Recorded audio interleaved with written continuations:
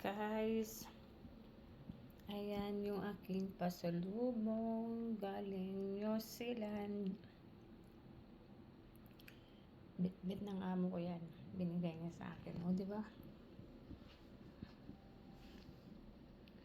Ayan no, may Bell Forest coconut, almond, peanut, creamy milk, tapos ito cocoa pods, ito siya.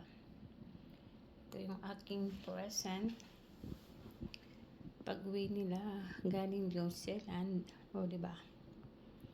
Hala, chocolate na naman.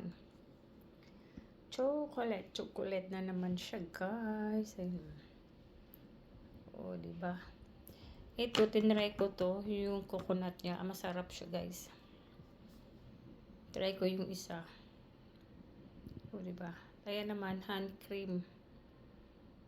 Diba? Okay.